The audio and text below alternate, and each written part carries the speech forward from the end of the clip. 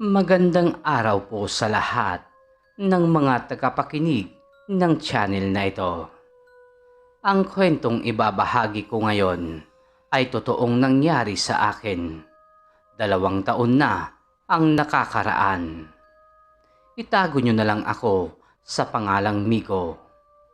Taong 2021, nangyari ang hindi ko inaasahan na nagpabago sa takbo ng aking buhay. Matagal-tagal na rin mula nang lumipat kami sa sitio Tagtipas. Masayahin ang mga nakatira dito. Hindi rin uso sa sitio ang pagchichismisan tuwing umaga. Abala ang lahat sa kanya-kanyang gawain. At pagsapit naman sa dapit hapon, saka pa lamang kami mag-uumpukan sa tindahan ni Aling Meme. Dala ni Renz ang kanyang gitara, samantalang sa akin nakatuka ang tuba ng niyog. Pagkahatian naman nila Kulot at Bitoy ang aming pulutan. Palibhasa, pareho kaming 4 na binata, kaya walang sumisita sa amin. Maliban na lamang sa aming mga magulang. Balot! Balot! Bili na kayo ng mainit na balot! Tatang Isko, 10 sa amin. Lumapit agad si Tatang kay Kulot.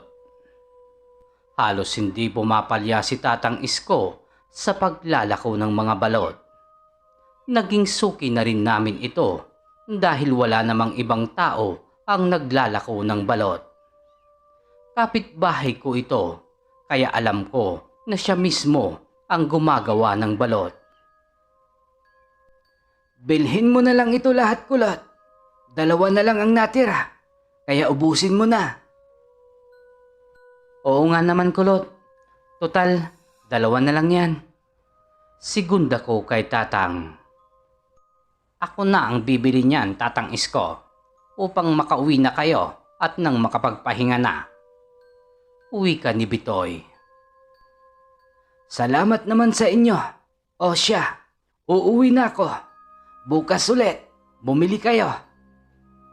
Siyempre ho, Tatang. Kayo pa ba? Nakangiting wika ni Bitoy. Napangiti rin si Tatang. Habang pinagmamasdan ko ang papalayong figura nito, napansin ko na may kakaiba sa aura ng matanda. Mukhang totoo ang sinasabi ni Mama. Narinig ko kay Mama na dating albularyo si Tatang Isko. Pero tumigil ito dahil hindi niya nailigtas ang isang bata na kinulam. Iwinaksi ko sa isipan ang aking napansin at itinuon ko ang buo kong atensyon sa aking mga kasamahan. Pasado 1:00 na ng madaling araw nang nakauwi ako. 2 oras lang ang aking itinulog dahil may trabaho pa ako. Sinermonan agad ako ni Mama pagbaba ko. Napakamot na lang ako sa ulo.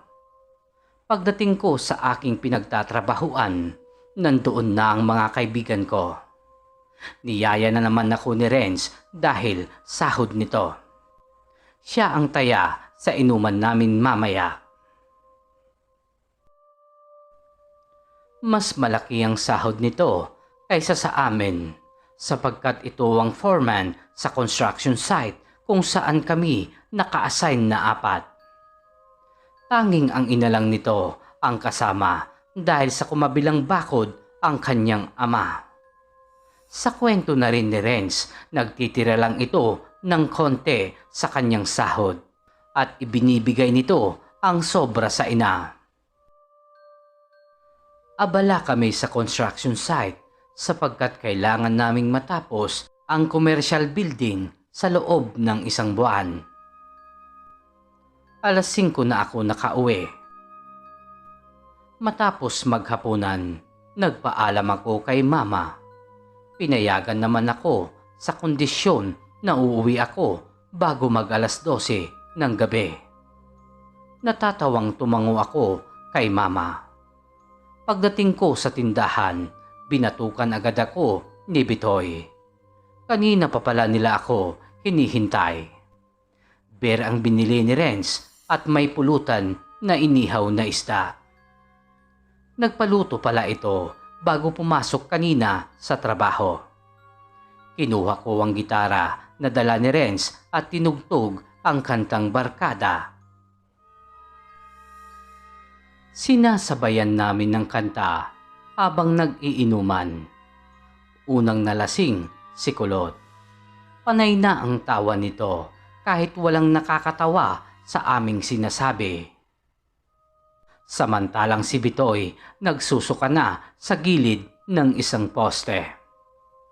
Hindi kasi kami sanay na uminom ng ganito dahil tuba lang ang nakasanayan naming inumin.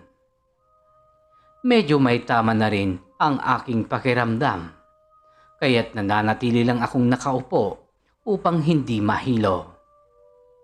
Lasing na rin si Renz dahil sumasayaw na ito. Nasa kalagitnaan kami ng pagsasaya nang may lumapit sa aming matandang lalaki. Balot kayo dyan mga iho. Mura lang ito. Bili na kayo habang mainit pa. Nakakunot ang noo na nakatingin ako sa matanda. Hindi namin kilala ang nagbibinta ng balot. Ngayon lang ho kita nakita dito, Manong. Bagong lipat ba kayo dito? Tanong ko sa kanya. Hindi iho. Taga-kabilang sityo ako. May tinalaw kasi akong dating kaibigan. Kaya sinadya kong magpunta dito sa lugar nyo. Sino ho ba ang kaibigan nyo? Muli kong tanong sa kanya. Napansin ko na biglang umilap ang mga mata ng matanda. Namayani saglit ang katahimikan bago ito sumagot. Si Isko, iho. Matagal na kaming hindi nagkita. Kaya nagpasya akong bisitahin na siya. Sige na, umili na kayo ng balot. Nang sa ganon, may pangpamasaya ko pauwi. Nakangiting wika nito. Tumayo si Renz at lumakot ng pera sa bulsa.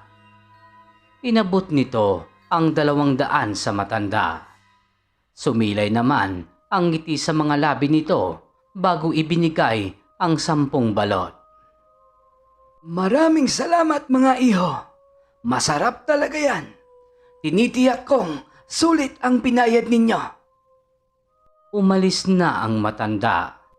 Dahil sa kalasingan ng tatlo, ako na ang kumain sa balot. Masarap nga talaga. Napakalambot nguyain. Binigyan ko ng tig-isa ang 3 lasing, pero tumanggi na ang mga ito.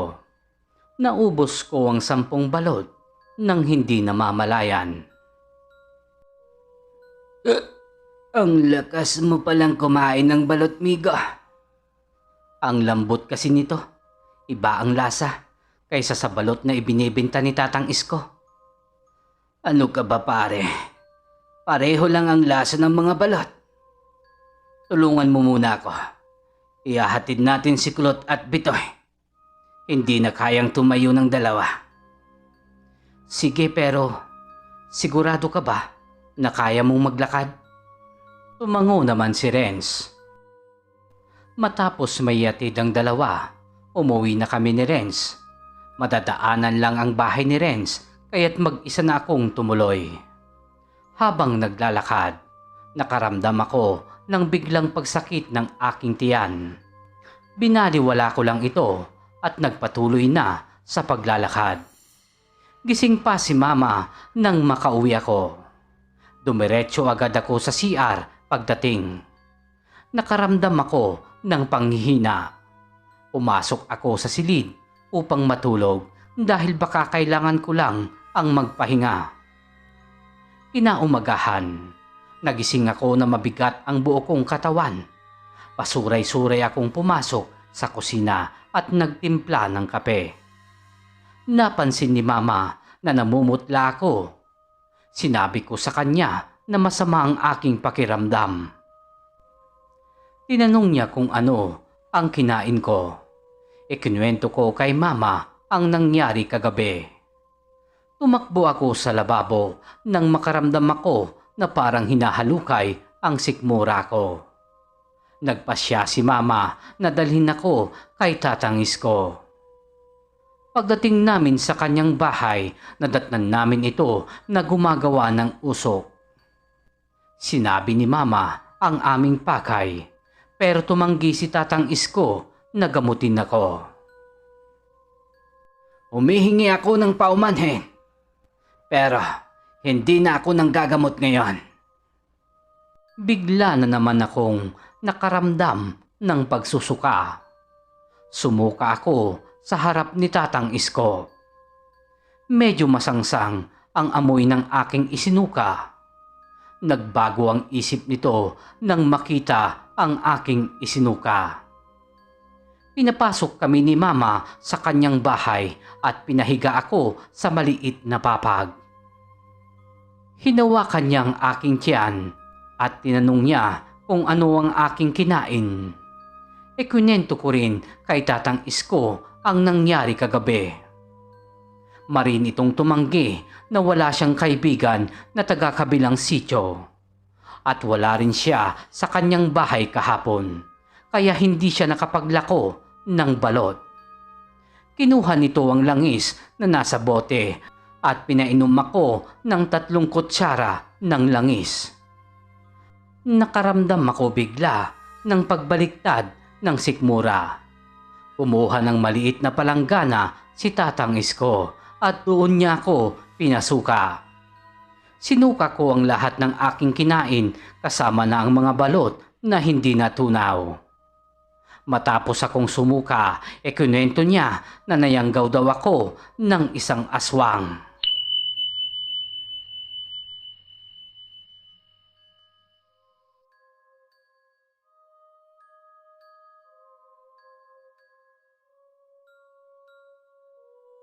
Sa bayan ng Capiz, may isang matandang lalaki na nagngangalang Lolo Tasio.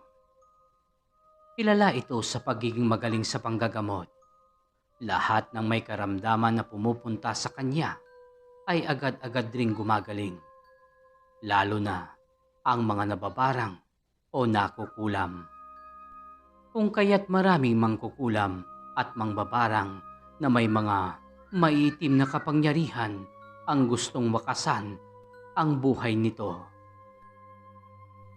May mga sumubok ng kulamin o patayin siya, pero lahat ito ay baliwala dahil sa taglay nitong kakaibang enerhiya.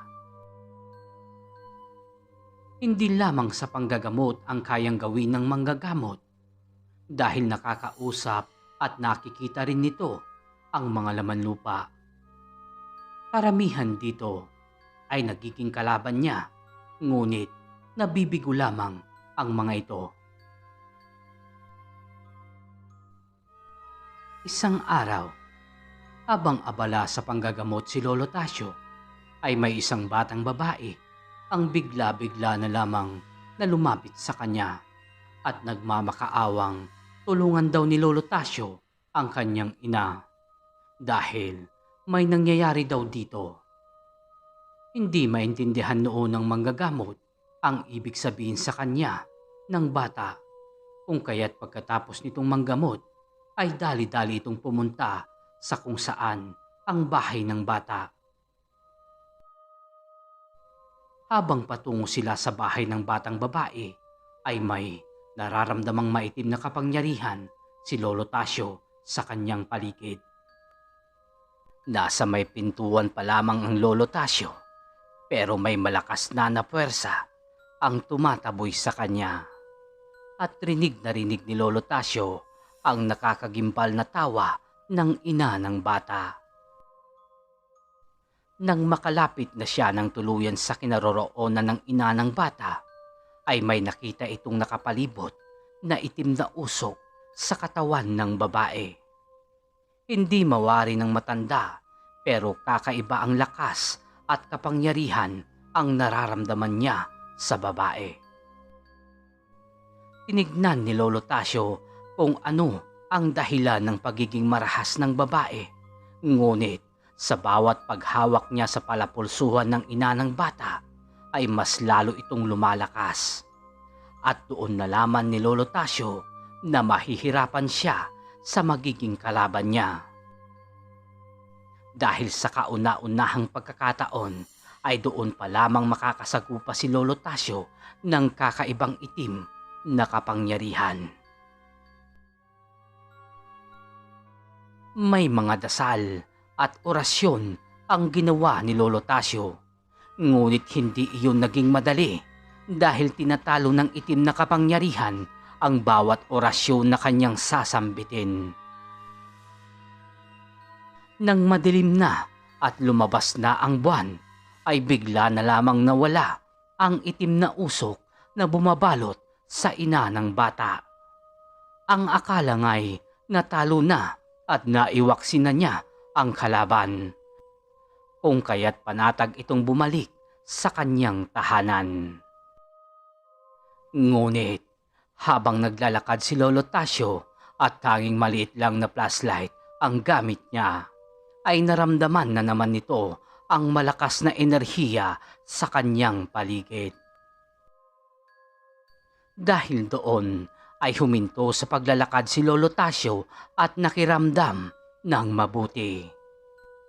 Ngunit maya-maya sa hindi inaasahang pangyayari ay binalot siya ng itim na kapangyarihan. Walang nagawa ang lakas ni Lolo Tasio dahil kakaiba ang lakas nitong taglay. May sinambit na orasyon si Lolo Tasio dahilan ng pagkawala ng malakas na enerhiya sa paligid nito. Sa mga sumunod na araw ay naging kakaiba ang lahat. Marami ang nagkakasakit sa hindi malamang dahilan. Kapag nawawala ang liwanag ng buwan sa kalangitan, ay may bigla na lamang itim na usok ang pumapasok sa katawan ng mga tao dahilan ng pagkawala ng mga buhay nito. Hinihigop nito ang kapangyarihan ng bawat taong napapasukan nito sa katawan. Nabahala ang lahat sa mga nangyayari at halos lahat ng tao nagtatanong kay Lolo Tasio kung ano ang nangyayari. Ngunit walang maisagot ang manggagamot dahil kahit siya ay hindi alam kung ano nga ba ang itim na usok na iyon. Marami rin ang nagpapagamot sa kanya pero hindi na niya ito mapagaling-galing. Hindi alam ni Lolo Tasio ang nangyayari, ngunit isa lang ang kanyang nasisiguro: mapanganib ito. Marami na rin ang mga taong galit na galit kay Lolo Tasio dahil wala na itong nagagawa sa sakunang nararanasan nila. At wala na rin itong nagagawa upang maisalba ang buhay ng mga tao. Nawala na ang tiwala ng mga taong bayan kay Lolo Tasio at ito ang naging dahilan kung bakit mas lalong naging malakas ang kapangyarihan ng itim na usok. Isang umaga ay napagpasyahan ni Lolo Tasio na muling bumalik sa dating bundok upang doon ay muling hanapin ang babaeng nagbigay at nagturo sa kanya ng mga orasyon. Nang makarating si Lolo Tasio sa bundok ay hinintay muna nitong sumikat ang liwanag ng buwan upang doon ay muling makita ang kanyang hinahanap. Nang makita niya ang babae ay walang pagdadalawang isip ito na sabihin ang kanyang gusto. Ngunit tinanong siya ng babae kung bakit kailangan niya pa ng mga orasyon at karagdagang lakas. Nang sabihin ni Lolo Tasio ang dahilan ay biglang natigilan ng babae na animoy para itong natakot. Nabuhay na siya. Muling malalagay sa panganib ang mga buhay ng mga tao dahil sa kanyang kasakiman. Saad ng babae kay Lolo Tasyo. At doon nalaman ni Lolo Tasyo na isang sinaunang mangbabarang ang nanggugulo at kumukuha ng buhay ng mga tao. Muling nabuhay ang katawan ng mangbabarang dahil sa patak ng dugo na inalay ng isang batang babae. Kung kaya't kailangan raw mahanap ni Lolo Tasyo ang batang babae upang muling mamatay ang sinaunang mangbabarang. Yun na lamang raw ang tanging paraan upang magapi at wakasan ang itim na kapangyarihan ng sinaunang mangbabarang. Kung nasaan ang kadiliman, nandoon ang liwanag. At kung saan ang kaliwanagan, nandoon ang kadiliman. Saad ng babae kay Lolo Tasyo bago ito lumisan. Hindi maintindihan ni Lolo Tasyo ang ibig sabihin ng babae. Muling pinag-aralan ni Lolo Tasyo kung papaano papalakasin ng kanyang orasyon para labanan ang sinaunang mangbabarang. Nang lumakas na ang mga orasyon ni Lolo Tasyo ay muli silang nagkaharap ng itim na usok. Isang umaga, isang dalagita na naman ang muling sinapian ng itim na usok. Pinalibutan ng asin ni Lolo Tasyo ang katawan ng dalagita at doon isinagawa ang kanyang orasyon. Nang unti-unti nang maiwawaksi ni Lolo Tasyo ang itim na usok sa katawan ng dalagita, ay biglang may pumulupot sa kanyang leeg na itim na usok.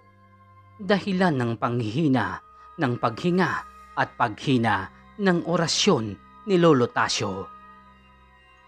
Ngunit hindi nagpadaig si Lolo Tasyo at muli niyang sinambit ang orasyon at doon naglaho ang enerhiya ng itim na usok. Sa di kalayuan ay may nakitang nakamasid na bata si Lolo Tasyo na isang batang babae. Pagkakita nito sa matanda ay bigla itong tumakbo habang tumatawa ng napakalakas.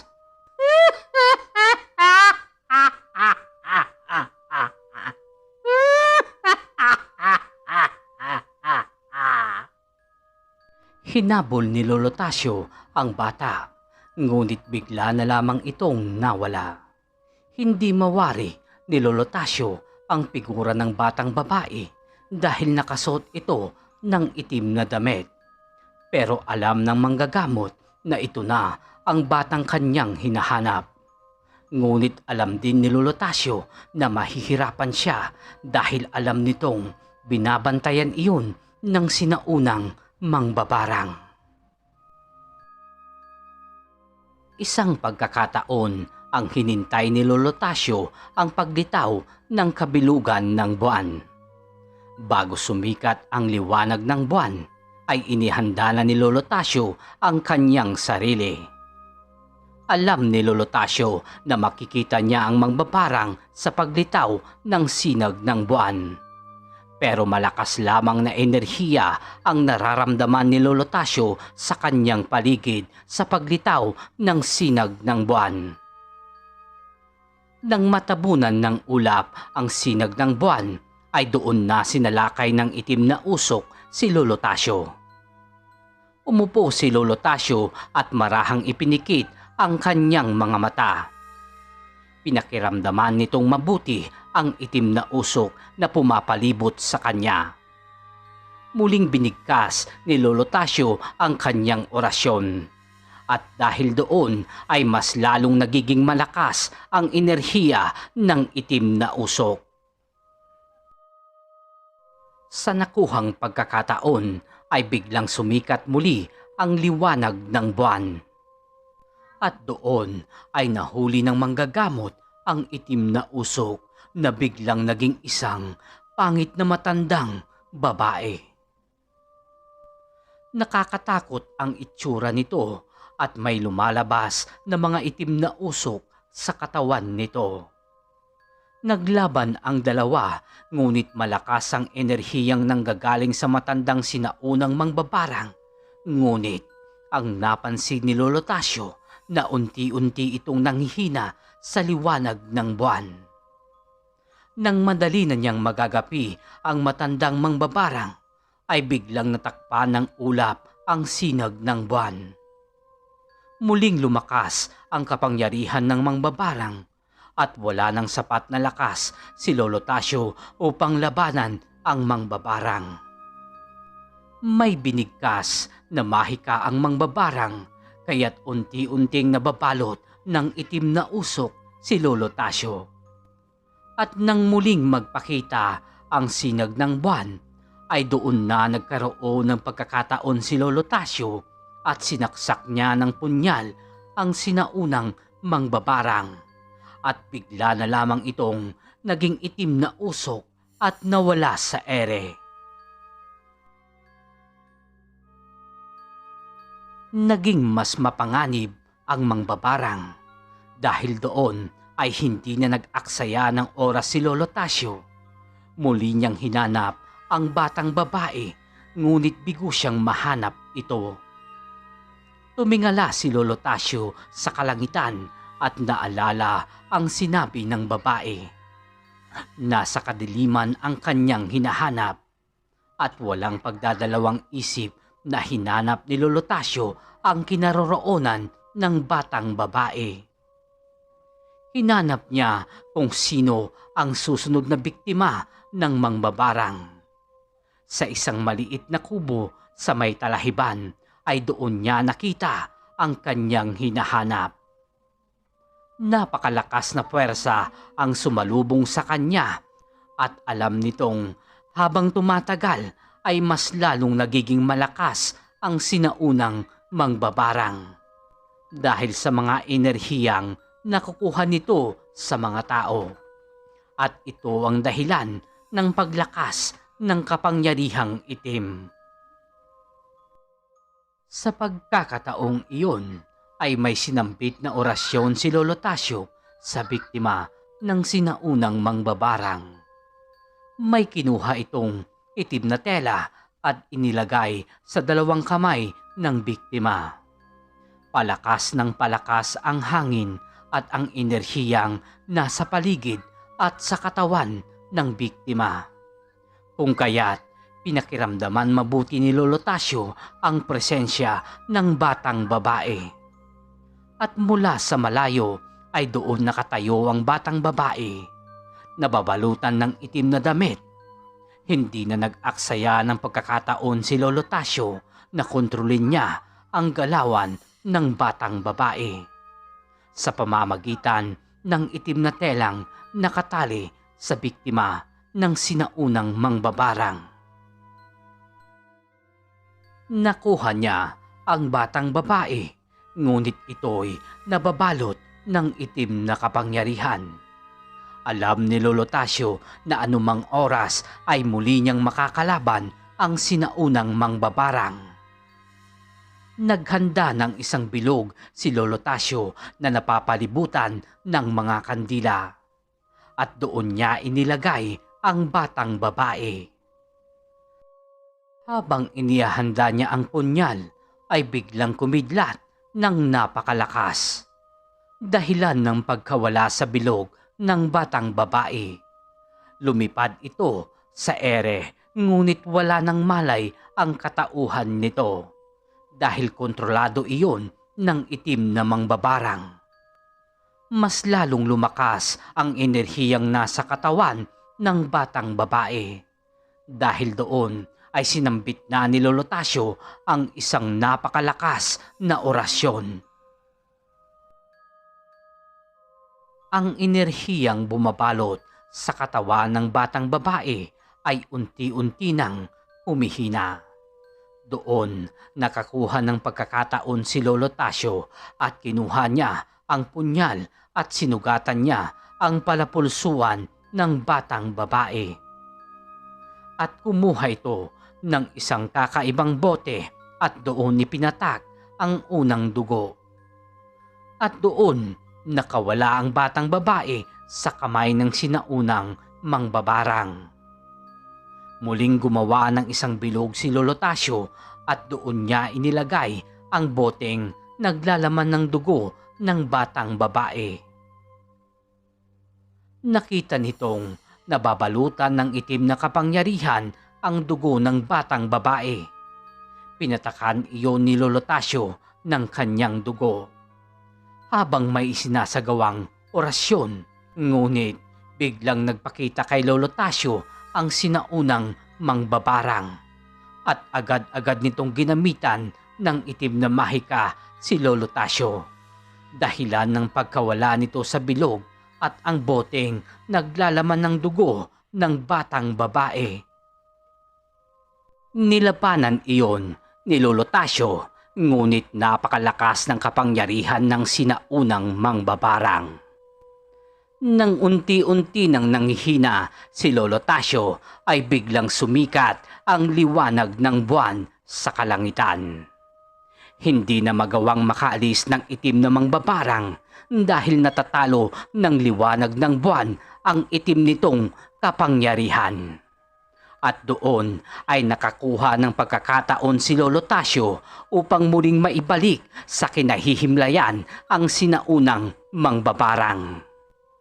Dali-daling kinuha ni Lolo Tasyo ang boteng naglalaman ng dugo ng batang babae at ipinatak iyon sa bibig ng mangbabarang. Doon ay biglang kumawala ang isang napakalakas na puwersa sa katawan ng mangbabarang at bigla na lamang itong naglaho at ang tanging naiwan na lamang ay ang itim nitong balabal. Dali-dali na kinuha ni Lolo Tasyo at ibinalot iyon sa batang babae. Dahilan ng muling pagkakaroon ng malay nito. Muling nanumbalik ang katahimikan ng mga tao at muli ring nanumbalik ang pagtitiwala ng mga tao kay Lolo Tasyo.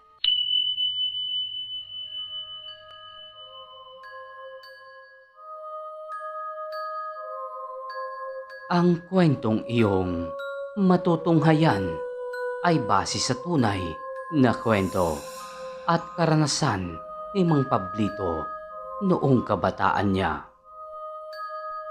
Matanong ko lang, kaibigan, naniniwala ka ba sa bantay? Iyon bang hindi nakikita ng ordinaryong mata? Pero ramdam natin na tila ba may nagmamasid sa ating ginagawa sa araw-araw? Taong 1971, Kalasyaw, Pangasinan. Mga panahong simple pa ang pamumuhay ng mga tao sa mga liblib na baryo ng nasabing probinsya, kung saan mababa pa ang krimen sa buong lalawigan. Subalit may ibang nilalang na masigit na kinakatakutan sa mga bayan ng Pangasinan. Hindi ang mga kriminal, pusakal at mga kawatan, kundi ang mga gumagalang aswang sa mga liblib na baryo. Na ayon sa angkan ni Pablito na nagmula pa sila sa Kabisayahan at ibang parte ng Katagalugan at napadpad sa kanilang probinsya na nagdala ng takot sa mga tao noong panahon na yan. Ang angkan kasi ni Pablito ay mga albularyo sa liblib na baryo ng Kalasyaw. Kung kaya naman hindi na bago sa binata ang mga kwentong kababalaghan at hiwaga ng kanilang lugar. Kaya lang, bilang apo ng isang albularyo, tila may kulang sa pagkatao ni Pablito at iyon ay ang kanyang bantay na ayon sa mga matatandang Pangasinense ay mabisa raw na tagapangalaga o maaaring tagabantay at gabay. Mga uri ng elemento na hindi mapanakit sa mga tao at bagkus ay nagiging gabay pa. Ngunit ang sabi ng lolo ni Pablito, hindi naman raw kailangan hanapin ang kanyang bantay dahil kusa naman raw itong magpapakita sa kanya sa takdang panahon. Isa pa, ang bantay raw ay pwedeng nasa anyo ng manok, ibon at kung minsan ay ahas. Imposible mang paniwalaan ang mga sinasabi ng lolo ni Pablito, pero ito ay totoo at nangyari na rin ito sa lolo ng nasabing binata. Lumipas pa ang mga araw, nagpatuloy lang sa buhay si Pablito sa paggawa ng espesyal na kakanin ng kanilang lugar. Sa ganitong pamamaraan lang kasi, tumutulong sa gastusin ang binata sa kanyang magulang. Kung kaya naman, hinahangaan iyon ng lolo Obit niya.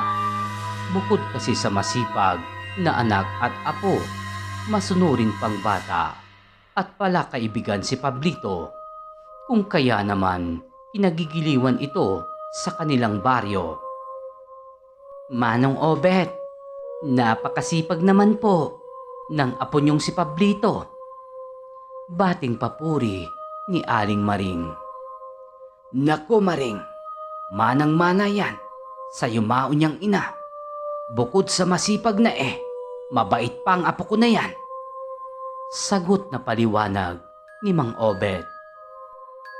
Sa puntong iyon, habang umuusad ang edad ni Pablito, na pag-isip-isip ng lolo niya na turuan iyong manggamot upang kahit papaano ay magkaroon naman iyon ng karanasan sa pagiging albularyo. Subalit noong unay, ayaw pa ni Pablito na subukan ang pagiging albularyo dahil takot siya na baka hindi niya iyon magampanan ng tama at baka mapahamak lang ang gagamutin niya. Gayunpaman, desidido ang lolo Obit ni Pablito na turuan siyang manggamot. Iyon naman ay para na rin masanay ang binata sa pakikipagtunggali sa mga elementong nasa paligid niya. Gayon din sa iba pang mga nilalang gaya ng mga aswang.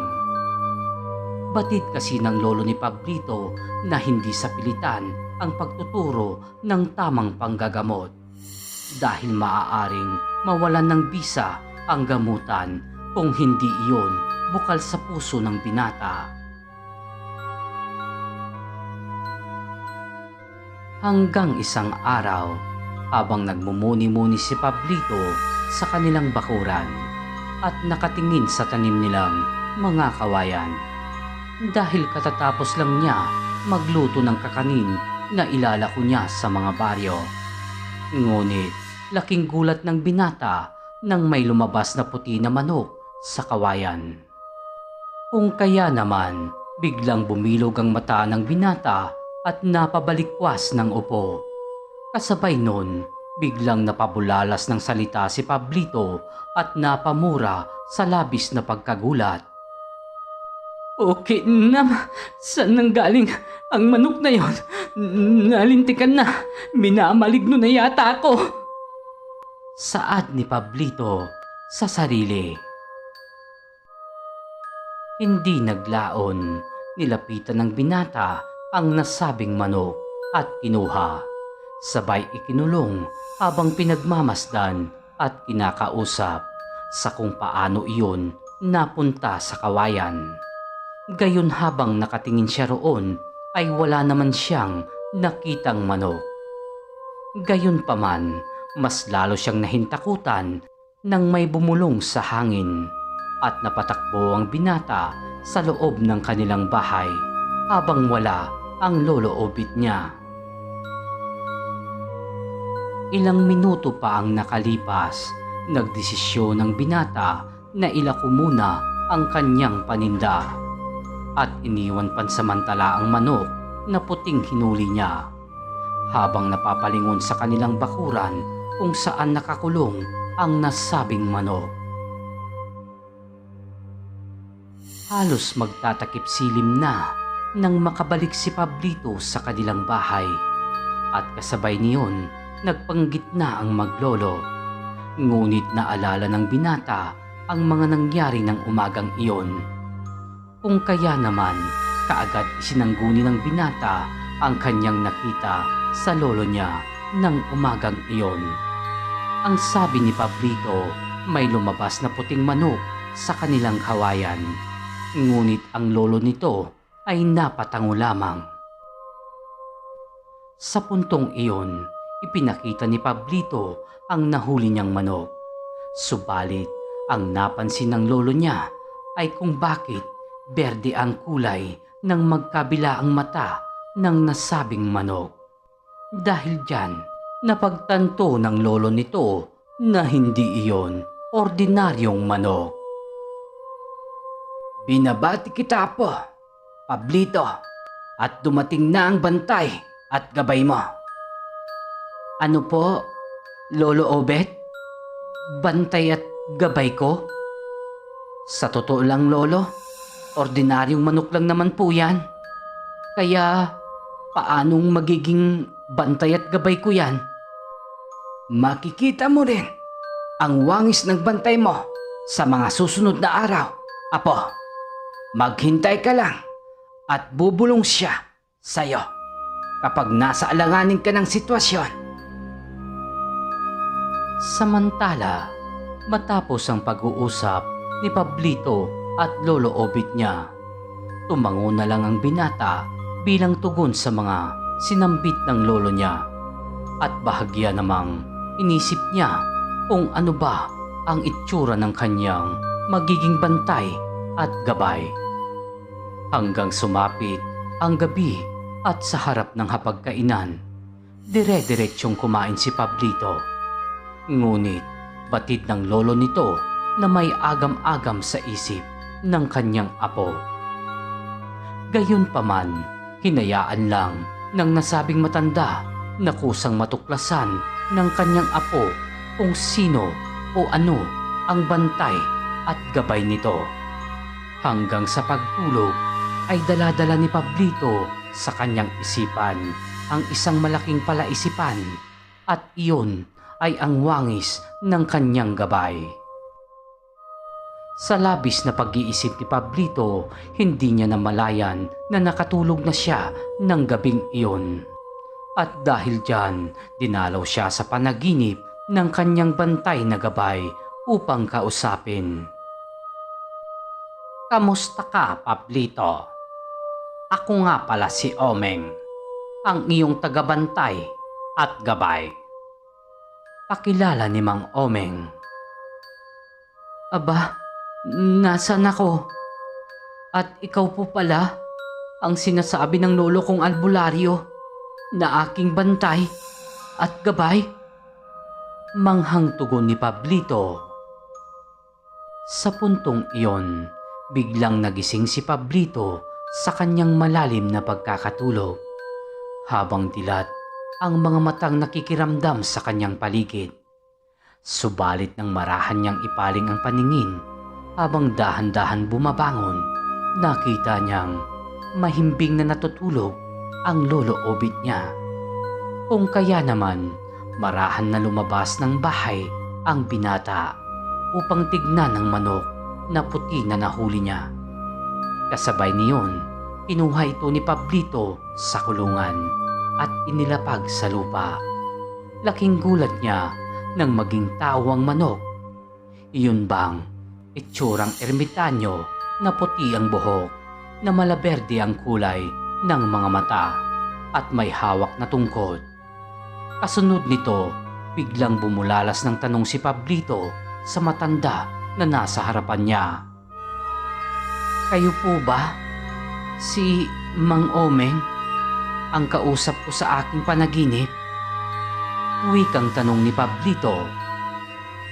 Ako nga, Pablito, ang bantay at gabay na nakalaan sa'yo. Ngunit huwag kang matatakot dahil handa akong pagsilbihan ka sa abot ng aking makakaya. Tugon na paliwanag ni Mang Omeng. Kung kailangan mo ng tulong ko, bumulong ka lang sa hangin at darating ako kahit ano pa mang oras at sitwasyon. Wika pang saad ni Mang Omeng. Gayunpaman, nang magkakilanlan si Pablito at Mang Obet, ay bumalik na sa pagiging manok na puti ang nasabing gabay at bantay. Ngunit lingid sa kaalaman ng binata, nakita pala sila ng lolo niya dahil naramdaman ni Mang Obet na lumabas ang kanyang apo ng gabing iyon. Kinabukasan, maagang nagising si Pablito para muling magluto ng ititinda niyang kakanin. At dahil sa panibagong umaga, umaasa ang binata na makakarami siya ng binta. Halos natapos naman ni Pablito ang kanyang nilutong kakanin bago pa sumapit ang pananghalian.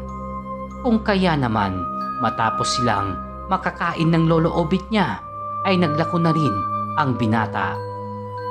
Kahit ang liblib sa pinakaliblib ay pinasok niya, makabenta lang ng kakanin. Subalit sino ang mag-aakala sa katirikan ng araw ay may masasalubong siyang aswang. Ikaw bata, lumapit ka rito. Oo, ikaw yung nagtitinda ng kakanin. Tawag ng estrangherong lalaki. Bakit po, Manong? May problema po ba?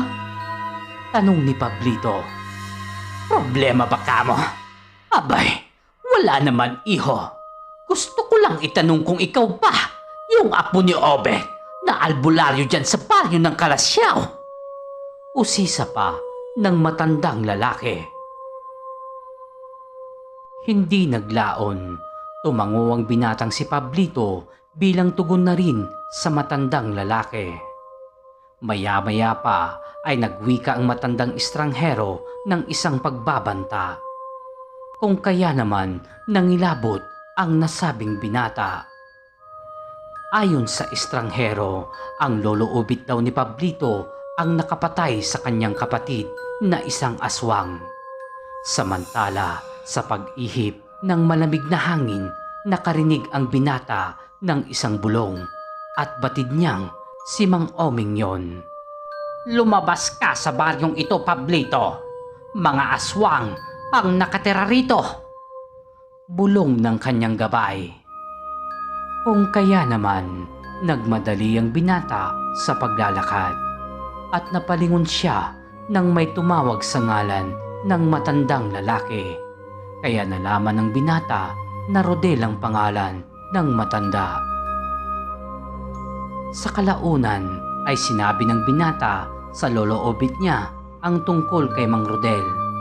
Kung kaya naman napakunot ang noo ng lolo ni Pablito. Bukod pa riyan, bigla yung bumulalas ng salita. Lintik na matandang yan. Okay, nana. Buhay pa pala ang aswang na yon. Subukan niyang dayuin tayo rito sa Kalasyaw. Uutasin ko siya. Higil na saad ng lolo ni Pablito. Gayunpaman, pinaghandaan si Mang Rodel ng maglolo. At ramdam ng lolo ni Pablito na marahil sa mga susunod na araw ay pupuntahan sila ng nasabing aswang para maghiganti. May agam-agam man sa isipan ng binatang si Pablito, ngunit hindi naman yon natatakot.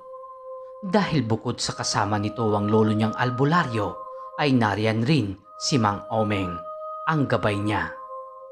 Kung kaya naman, sa paglipas ng mga araw, kaunting kakanin lang ang nilako ni Pablito. Sabi nga ni Mang Obet, huwag na raw gumawi ang binata sa baryo nila Mang Rodel. Hanggang isang gabing, bilog ang buwan, naging maalinsangan ang paligid at naglagas ang dahon ng kawayan. Kasabay niyon, uminit ang simoy ng hangin. Isang indikasyon na may aswang na paparating at panganib sa bahay nila Pablito at ng lolo nito. Kung kaya naman, napabalikwas ang matandang albularyo. Kasabay niyon, kinuha ng matanda ang kanyang gulok at buntot pagi. Subalit si Pablito ay walang kamuwang-muwang sa kung ano ang mangyayari sa gabing iyon. Nagising lang ang binata nang bumulong si Mang Omeng, kung kaya naman kaagad itong bumangon. Laking gulat ng binata nang makita ang lolo niyang nakatingin sa isang direksyon na tila ba may inaabangan na nilalang na paparating. Habang nagkalat sa kanilang bakuran ang mga elemento. Sa hindi kalayuan, 3 nilalang ang papalapit sa kanilang bahay at puro nakayapak ang mga iyon. Ngunit lingid sa kaalaman ng mga nilalang na ang bakuran at bahay ng maglolo ay napapalibutan ng mahikang likha ni Mang Omeng. Lolo Obet, sino po bang inaabangan nyo? Wikang tanong ni Pablito. Sila apo. Sabay turo ni Mang Obet sa direksyon ng mga taong papalapit. Gayunpaman, bigla ring nag-abiso si Mang Omeng at sabi niya kay Pablito na kahit anong mangyari, huwag daw lalabas ang binata sa kanilang bakuran. Kung kaya, nang tumama ang liwanag ng bilog na buwan sa mga nilalang, napagtanto ni Pablito na si Mang Rodel ang nasa harapan ng kanilang tahanan. Okay na, Obet. Gagawin ko sa'yo ang ginawa mo sa kapatid ko.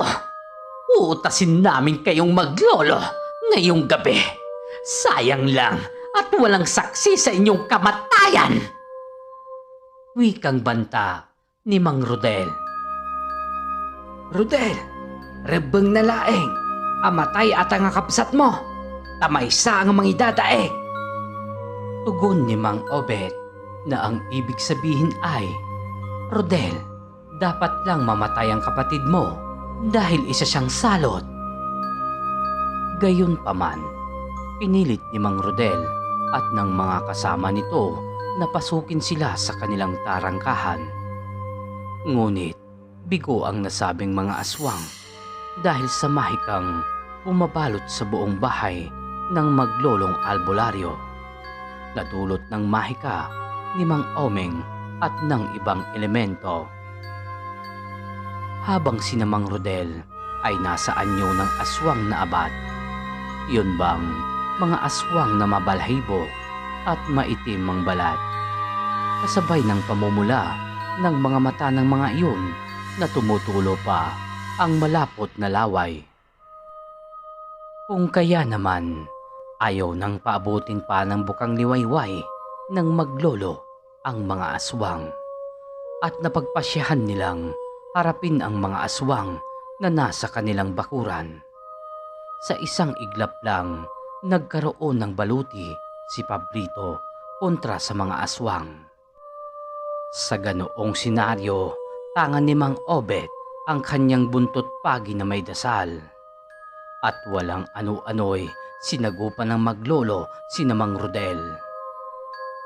Along pihit ang nasabing aswang sa bawat hataw ng lolo ni Pablito at sa kabilang dako naman halos hindi umuubra ang pagsalakay ng mga kasama ni Mang Rodel kay Pablito at halos tumitilapon lang ang mga iyon sa bawat suntok ng binata na animoy may lakas ng isang kalabaw. Kung kaya naman, nang itusok sa lupa ni Mang Omeng ang espada ng mga elemento, ay kaagad iyon bumulong sa binata na gamitin ang espada. Halos puro taga at hiwa ang ginawa ni Pablito sa 2 aswang na umaatake sa kanya. Hindi naglaon, napatay ng maglolo ang mga aswang na nasipat naman ng isang individual na napadaan sa pinangyarihan ng sagupaan. At nagulat iyon sa kanyang nakita. Aba, Mang Obet, grabe naman yung nautas yung maglolo. Mga aswang po yan ah. Gulat na saad ng kakilala ni Mang Obet. Sa paglipas ng mga araw, tumahimik na ang liblib sa pinakaliblib na baryo ng Kalasyaw. Bukod pa riyan, wala na ring napapabalitang aswang na dumadayo sa lalawigan ng Pangasinan.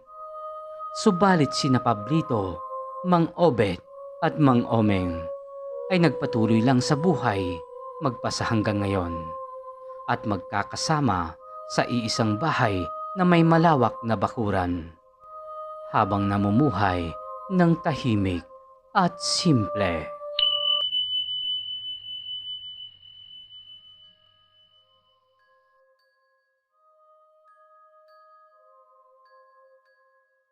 Magandang araw po sa inyo, Sir Lakay, at lalong-lalo na po sa mga masugid na tagapakinig ng inyong channel. Ako nga po pala si Ariel. Ang kwentong ito ay kung papaano ako umibig sa akala ko ay babaeng normal. Naakit at umibig ako sa kanyang angking kagandahan at kabaitan. Hindi ko alam na may itinatago itong lihim na labis kong ikinalugmok at dahilan ng pagkabigo ng puso ko. Hapon na hapon noon, Sir Lakay, habang nag-aayos kami ng mga bukon na aming nakolekta, ay bigla akong napalingon sa aking likuran at para ako nun natulala dahil kitang-kita ko ang isang babaeng napakaganda. "Hoy Toy, tulo na laway mo!" Kantyaw sakin ng mga kasamahan ko. Agad ko itong nilapitan at saka lakas loob kong tinanong kung ano ang pangalan niya. Ngunit ni kaunting tingin ay hindi nito iginawad sa akin. Nadismaya ako dahil doon, ngunit napangiti pa rin ako dahil kay ganda niya kapag sa malapitan. Mas lalo akong ginanahan sa ginagawa ko noon. Makalipas ang ilang araw ay hinanap ko kung saan siya nakatira. Ngunit hindi ko mahanap-hanap. "Anong hinahanap mo, Ariel?" tanong ni Manang Lusing. Manang, alam mo po ba kung saan nakatira yung babae ho ba na kalilipat pa lang dito sa atin?" Napakamot na lang ako noon sa batok ko. Itinuro nga sa akin ni Manang Lusing kung saan nakatira ang babae, at nang makita ko kung saan ang bahay nito ay para akong natakot dahil napakaliblib nito at mag-isa lamang ito. Napapaligiran ito ng naglalakihang puno.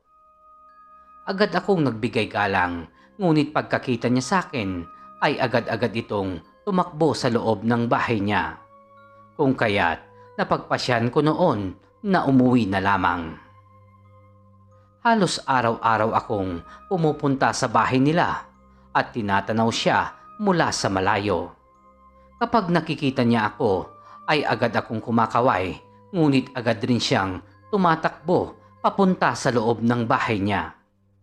Hindi ko na siya tinatawag pa upang magpakilala dahil baka mapagkamalan pa akong masamang tao.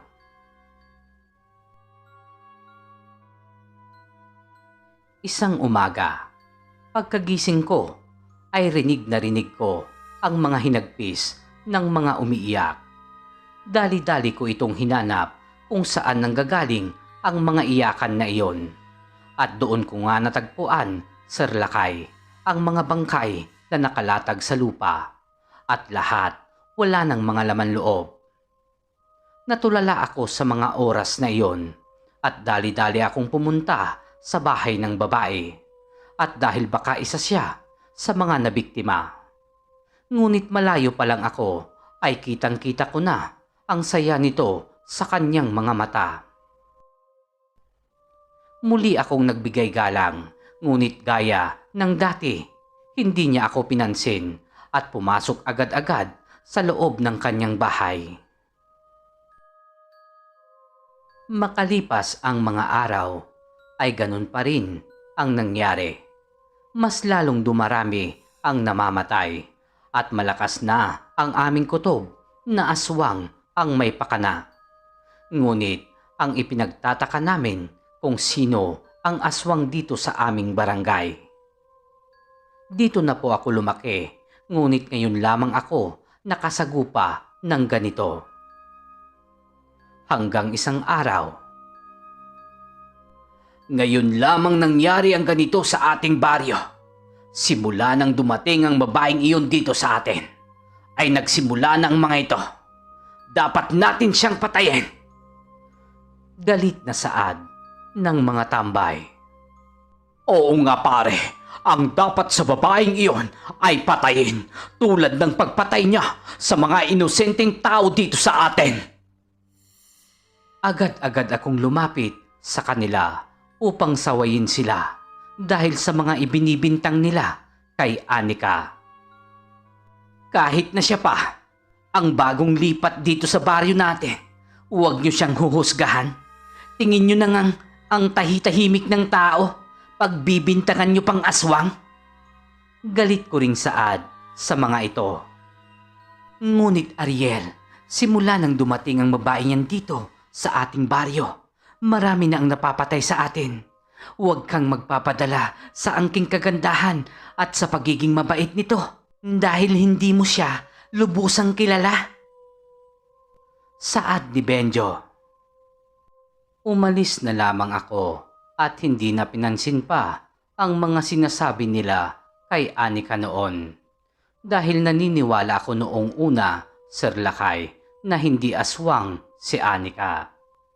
Muli kong pinuntahan kung saan naroroon ang kanyang bahay ng panahong iyon. At nakita ko siyang nakaupo sa isang duyan habang umiiyak. Agad ko itong nilapitan at tinanong kung ano ang nangyari dito. At halos tumalo ng puso ko noon, Sir Lakay, dahil sa kauna-unahang pagkakataon ay narinig ko ang kanyang boses. Kasi ang mga kababaryo mo, pinagbibintangan nila akong aswang. Mahina nitong saad. Huwag kang mag-alala. Akong bahala sa'yo. Huwag mo silang pansinin dahil hindi ako naniniwala na aswang ka. Nakangiting tugon ko dito. Ngumiti ito sa akin ng napakatamis. At dahil sa sinabi kong iyon ay nakita ko ang pagkalma ng kanyang mukha. Simula noon ay lagi ko na siyang pinupuntahan sa kanila para nang sa ganon ay may makausap siya. Mas lalo kaming naging malapit sa isa't isa at hindi ko na malayan na umibig na ako sa kanya, Sir Lakay. Ngunit hindi ako naaabutan ng 6:00 sa kanila. Lagi ko siyang pinipilit na samahan ko siya at baka sugurin siya ng mga taga-baryo. Ngunit marin itong tumatanggi. Sinabi ko sa kanya na hindi ako masama at wala akong balak na masama sa kanya. Ngunit tumanggi pa rin siyang samahan ko siya sa kanila. Habang tumatagal nga noon, Sir Lakay, ay halos sunod-sunod ang nagaganap na patayan sa aming baryo. Wasak-wasak ang mga tiyan nito at wala na itong mga laman loob kapag natatagpuan. Doon ay mas lalong naging malakas ang kutob ng mga kababaryo ko na si Anika ang aswang. Ngunit itinanggi ko iyon at pinipilit na mali ang ibinibintang nila kay Anika. Nabubulagan ka na sa pagmamahal mo sa kanya, Ariel. Hindi mo ba napansin na simula nang dumating ang babaeng niyan dito ay lagi nang may namamatay dito sa atin? At isa na doon ang asawa ko, kaya handa akong patayin ang aswang na iyon. Galit na sigaw sa akin ni Kabenzo. Makiramdam ka, Ariel. Pakiramdaman mo ang bawat kilos ng babaeng iyan. Nabibilog ng babaeng iyan ang ulo mo. At hindi kami magtataka na isang araw ay makita ka na lang namin na patay na. at wala ka ng mga laman loob. Saad ni Manang Lusing. Kaya bukas na bukas ay hahanapin at pupuksahin natin ang aswang na iyan. Tama na. Tama na ang pesteng dulot niya dito sa atin. Kaya bukas na bukas mga kababalyo ay wawakasan na natin ang buhay ng aswang na iyon. Muling saad ni Kabenzo. Ngunit mga wala kayong katibayan na si Anika nga ang aswang dito sa ating baryo. At ako mismong makapagpapatunay na hindi aswang si Anika. Bukas na bukas ay papatunayan namin sa iyo, Ariel, na aswang ang babaeng kinahuhumalingan mo. Nakasama mo ba siya, Ariel? Nang isang gabi man lamang. Nakikita mo ba at nalalaman kung nasaan siya kapag gabi? Tanong sa akin ni Kabenzo. Natigilan ako sa tanong na iyon ni Kabenzo dahil kahit na isang beses ay hindi ko nakita si Anika paggabi. Nang makauwi ako sa aming bahay, ay agad na sumagi sa isip ko ang mga sinabi nila Kabenzo. Nagdadalawang isip ako noon kung ano nga ba talaga si Anika. Ano nga ba talaga ang pagkatao niya? Dahil sa hindi ako mapakali at gusto ko talagang patunayan na hindi nga aswang si Anika, ay kahit gabi na ay tinahak ko ang daan papunta sa tahanan niya. Habang ginagawa ko iyon ay naisip ko pa rin ang mga sinabi nila tungkol kay Anika at lalong-lalo na ang pinaplano nilang pagpatay dito. Pero nang dumating ako ng bahay niya ay wala ito sa kanila. Kahit na anong tawag ko dito ay walang sumasagot. Kaya pumasok na ako sa kanyang bahay para tignan siya, ngunit wala rin ito. Umupo muna ako sa maliit na upuan sa loob ng bahay niya para hintayin ito, ngunit ilang oras na akong naroon sa kanyang bahay ay hindi ito dumadating. Kung kaya't nagpasya na akong lumabas para umuwi, ngunit nang malapit na ako sa kanyang pintuan ay may narinig akong isang malakas na pagaspas. Sinawalang bahala ko ito dahil sabi ko sa sarili ko ng mga oras na iyon, Sir Lakay, ay isang ibon lamang iyon. Ngunit halos sunod-sunod ang malalakas na pagaspas ang narinig ko. At alam kong nasa malapit lamang iyon, kaya dali-dali akong lumabas para hanapin ito. Halos mabulunan ako ng laway at mawalan ng malay dahil sa kung ano ang nasaksihan ko. Naging isang babae ang napakalaking ibon. At halos napaiyak ako noon, Sir Lakay, dahil ang babaeng pinakamamahal ko ay isang aswang. Aswang nga, si Anika. Ngayon, alam mo na ang totoo kong pagkatao. Oo, Ariel, isa nga akong aswang. At ako ang lahat ng dahilan ng pagkamatay ng mga kababalyo mo. Mabangis nitong saad.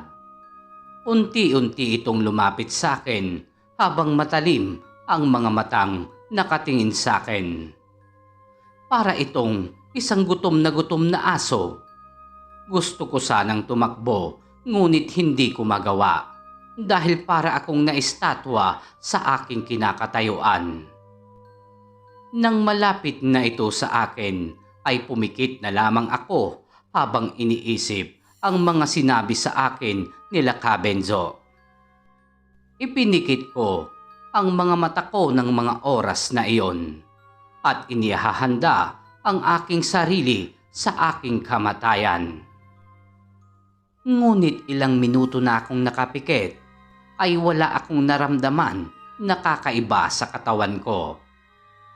Iminulat ko ang mga mata at tumingin ako sa katawan ko ngunit walang bakas na dugo o sugat man lamang. Tinignan ko ang nasa harap ko at nakita ko na umiiyak ito. Bumalik na si Anika.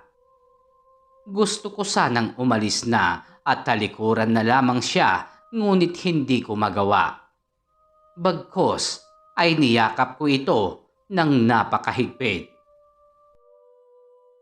Habang nasa ganun kaming sitwasyon, Sir Lakay, ay biglang narinig ko ang ingay ng taong bayan.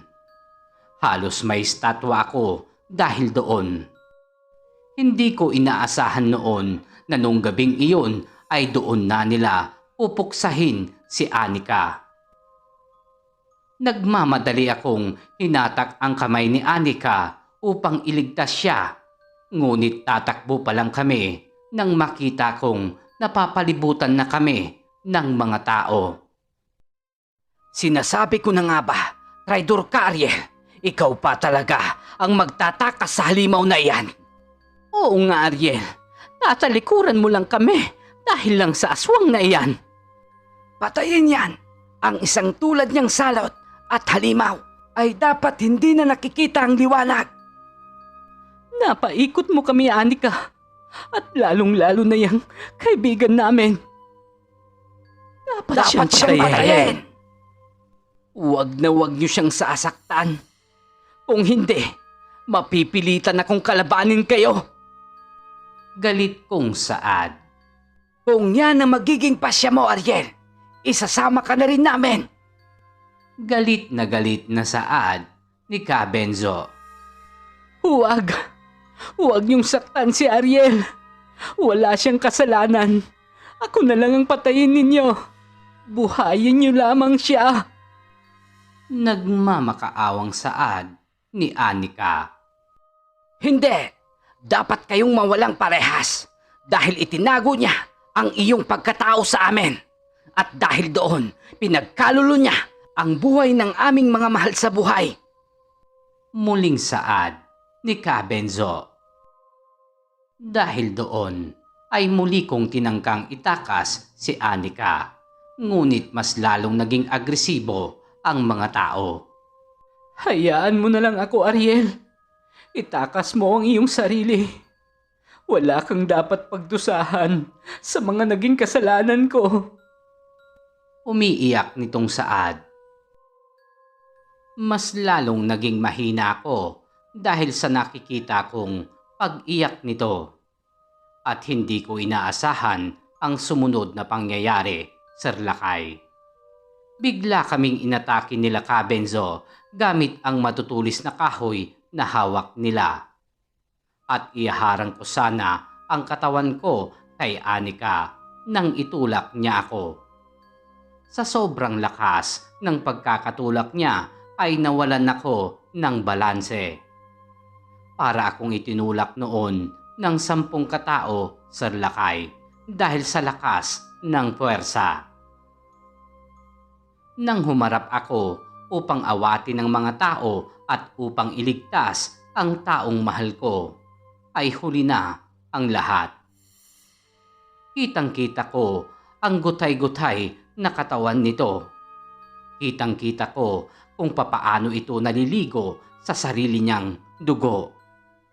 Tignan niyo ang ginawa ninyo. Sino ang halimaw sa inyo ngayon? Sa ginawa niyong ito, matatawag pa ba kayong tao? Ha? Hayop pa kayo sa hayop. Sa puntong iyon, Sir Lakay, niyakap ko na lamang ang malamig na bangkay ni Anika. Nakita ko ang mga awas sa mga mata nila, ngunit hindi ko iyon pinansin. Makalipas ang ilang araw, parang kakaiba na ang aking paligid. Tila ba nasa isa akong madilim na silid.